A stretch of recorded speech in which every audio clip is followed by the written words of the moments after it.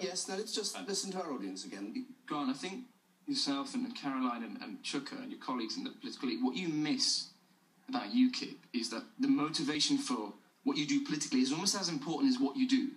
So the fact you've now offered a referendum is great, but you'll never claim the political credit for it because you were forced into a position where you had to. Cameron reneged on his cast iron promise. Yes. No. Let me finish, Grant. Let me finish. Then you can come back. Let me finish.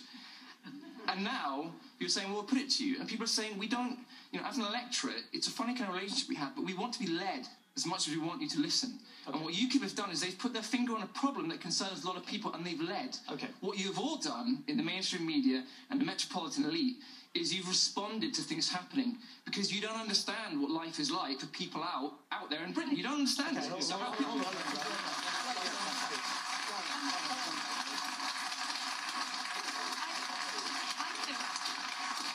Caroline Lucas wants to respond to you, and then, of course, Grant Shapps. Well, I think that gentleman has put his finger absolutely on something incredibly important because, when people look at people who are going to vote Ukip, and sometimes they're very rude and say, oh, they're racist or they're bigots or whatever, I don't think that's the case. I think they're very angry. I think probably many of you are very, very angry. And that's because it feels to you, I'm sure, as it does to many, that the political elite at Westminster simply doesn't understand your lives. When you look in on them at Westminster, it feels as if...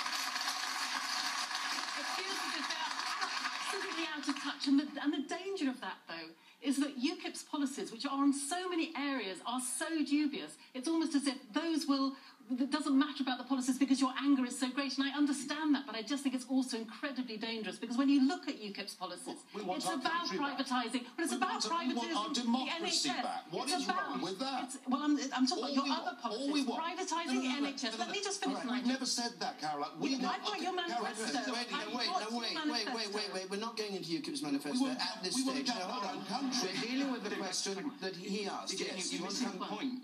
We don't know what will happen in the future. But if we've got elected representatives who we trust, we know that they will deal with the situation in a way that we would want them to. So we don't have this kind of direct democracy. Grant Shapps, it was addressed to you. You don't have the trust at the moment. Grant Shapps. Well, first of all, the biggest lie that needs to be quashed is that there was somehow a referendum promised in a previous manifesto. That is not the case. Okay, well, show me the page, Nigel. Hold on a minute. We're talking about the manifesto upon which this Conservative-led government got elected. And there was no referendum in there. 2009 European elections, you said, vote for us and we will guarantee you a referendum if we get into... Nigel, before you... Nigel, I'm sorry. Nigel, I mean, come on. Nigel, be straight about it. Rather than barking, if you actually let somebody else get a word in, the fact of the matter is that actually in the last general election, that was not in our manifesto. The only reason it was in the previous one was because it was before the Lisbon Treaty had been passed, something which I voted against along with every other Conservative in Parliament. And the reason, to answer your question, why we can be and should be trusted when we say that we want a referendum in 2017 is during this Parliament, we've cut the EU budget, something that Nigel and his colleagues, the MEPs in Europe, voted against. Yes, it saves this country £8 billion over the next 10 years.